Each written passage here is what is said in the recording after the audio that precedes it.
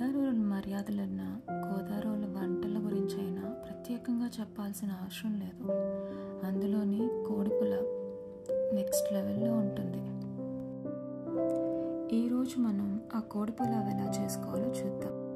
నేను 1 కేజీ చికెన్కి 1 కేజీ బియ్యాన్ని తీసుకున్నాను. ఇప్పుడు ఒక మిక్సీ జార్లో 1 కప్పు వెల్లుల్లిపాయలు, 1 కప్పు అల్లం, 6 యాలకులు,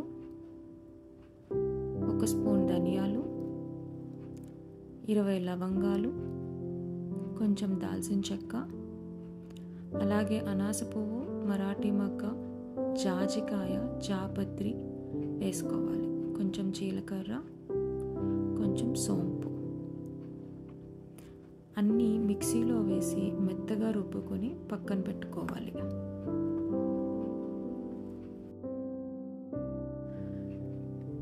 ఇప్పుడు ఒక గిన్నెలో 6 నుంచి 7 స్పూన్ల వరకు నూనె వేసుకుంటున్నాను.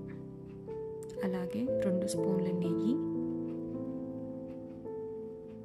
కొంచెం షాజీరా, కొంచెం రాతి పువ్వు, 2 బిర్యానీ ఆకులు, కొంచెం దంచిన వెల్లుల్లి, 4 ఎండుమిరపకాయలు,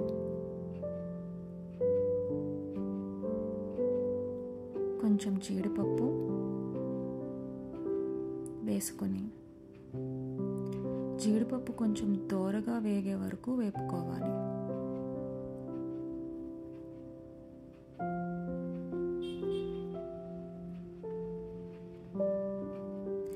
ఐదు నుంచి 6 వరకు పచ్చిమిరపకాయలు,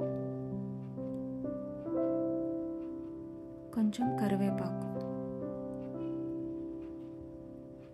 నేను 3 మీడియం సైజు ఉల్లిపాయల్ని చీలికలుగా వేసుకున్నాను. చిన్న ఉల్లిపాయలు ఉంటే అవి వేసుకుంటే ఇంకా టేస్టీగా ఉంటుంది. కొంచెం వేపుకొని మూత పెట్టి 5 నిమిషాలు ఉంచండి. బాగా వేగిన తర్వాత ఇందాక రుబ్బుకున్న మసాలా పేస్ట్ని సగం మాత్రమే వేసుకుంటున్నా ఇక్కడ.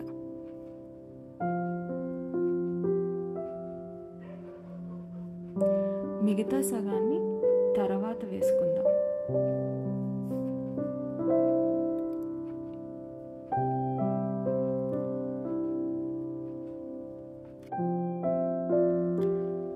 ఈ మసాలా పచ్చి వాసన పోయే వరకు ఒక 2 నుంచి 3 నిమిషాల వరకు వేపుకొని మనం ఇందులోకి 1 కేజీ చికెన్ తీసుకుంటున్నాము. సో బాగా కడిగిన చికెన్ని ఇందులో వేసుకోవాలి.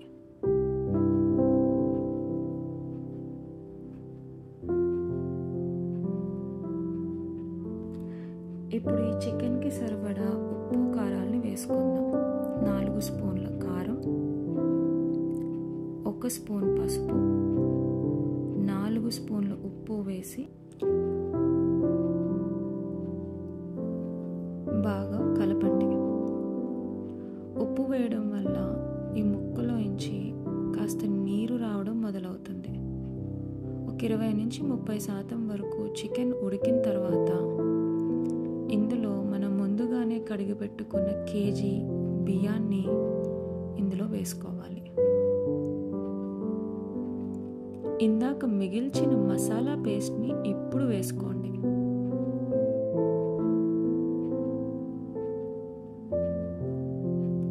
ఇప్పుడు మళ్ళీ 4 స్పూన్ల కారం, 4 స్పూన్ల ఉప్పు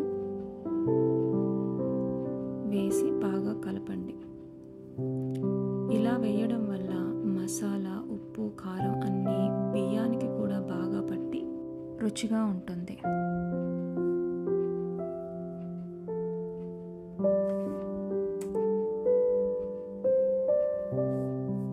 ఇక్కడ నేను 2 స్పూన్ల నెయ్యిని మళ్ళీ వేసుకుంటున్నా.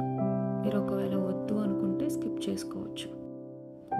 వేడి వేడి నీళ్ళని కొలత ప్రకారం వేసుకోవాలి. నేను 4 గ్లాసుల బియ్యానికి 8 గ్లాసుల నీళ్ళని వేసుకుంటున్నాను.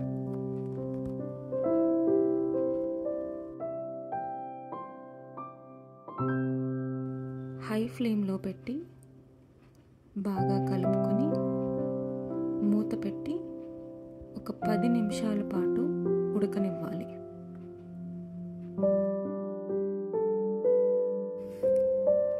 మధ్య మధ్యలో చూసుకుంటూ కలుపుకోవాలి. కొంచెం ఉడికిన తర్వాత స్టవ్ని లో ఫ్లేమ్లో పెట్టి మూత పెట్టి ఓ 10 నిమిషాలు వదిలేయండి.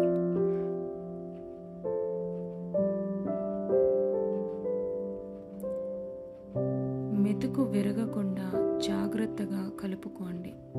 వేడి వేడి కోడి పులావ్ రెడీ. ఎలాంటి వంట వండినా లాస్ట్లో కొత్తిమీర వేయకపోతే